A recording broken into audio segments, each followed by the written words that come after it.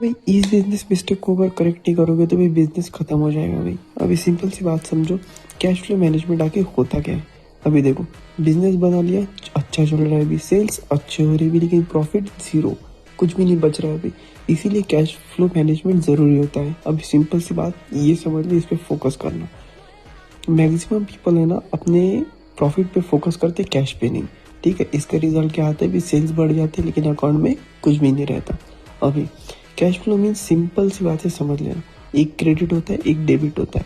Credit मतलब जो भी पैसा अंदर आ रहा है अकाउंट में, डेबिट मतलब जो भी पैसा बाहर जा रहा है अकाउंट से। बस इतना सही है भी कैश फ्लो मैनेजमेंट, बस इतना सा है। इसमें तुम्हें एक बात क्लियर करनी भी, profit is not equal to cash. Profit paper पे होता है भी और कैश जेब में होता है भी। मीन्स अगर तुम प्रॉफिट देख रहे हो तो वो तुम पेपर वर्क पे देख रहे हो जो कोई काम का नहीं है। अगर कैश अगर तुम्हारे पॉकेट में नहीं आ रहा तो वो प्रॉफिट कुछ काम का नहीं है। ठीक है, अभी इस पे तुम्हें कैसे कंट्रोल पे करना है। अभी देखो, फोकस किस चीज़ पे करना है, ध्यान से सुनो, शांति से। सबसे पहले तो अपनी एक्सपेंसेस ट्रैक करो कि तुम कहाँ पे क्या खर्च कर रहे हो क्या नहीं।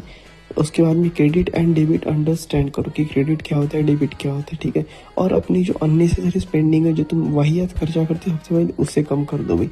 तब तक भाई बिजनेस में प्रॉफिट नहीं बन पाएगा। उसके बाद में देखो, सिंपल बिजनेस में है ना, पहले पैसा बचाना सीखो, उसके बाद में पैसा बढ़ाना सीख जाओगे भी ऑटोमेटिक। अपने आप से एक क्वेश्चन पूछना और एक क्वेश्चन बिल्कुल नहीं पूछना है। अभी सोचो कौन सा नहीं पूछना है भाई। मैं ज़्यादा कैसे कमाऊंगा, ये तुम्हें कभी नहीं पूछना है। अभी खुद अगर वैल्यू प्रोवाइड कर दोगे तो पैसा वैसे ही बनने वाला है। ठीक है, और उसकी जगह पे आप खुद से पूछो कि जो कमा रहा हूँ उसे मैं संभाल के कैसे रखूँ। अगर तुम इसे संभालना सीख गए तो तुम पैसा बढ़ाना भी सीख जाओगे। अभी कुछ और इंपॉर्टेंट पॉइंट जिसको तुम्हें ध्यान में रखना है अभी, ये देखो। Write the business cash report of every week. तुम्हें जो भी बिजनेस कैश रिपोर्ट हुई हो हर एक वीक मीन्स वीकली मेंटेनेंस रखना है इसका। ठीक है, इसके लिए कुछ ना कुछ पॉइंट्स लिख के रख देना जो तुम इसको मेंटेन कर पाओ। ठीक है, 10% ऑफ द नेट प्रॉफिट हमेशा तुम्हें इमरजेंसी फंड के लिए रिजर्व रखना है। ठीक है, लास्ट में अपना डिसीजन के पहले खुद सोचो कि अगर मैं ये एक्सपेंस कर रहा हूँ तो क्या ये मुझे प्रॉफिट दे सकता है। ठीक है, मैं इनसे ग्रोथ दे सकता है क्या।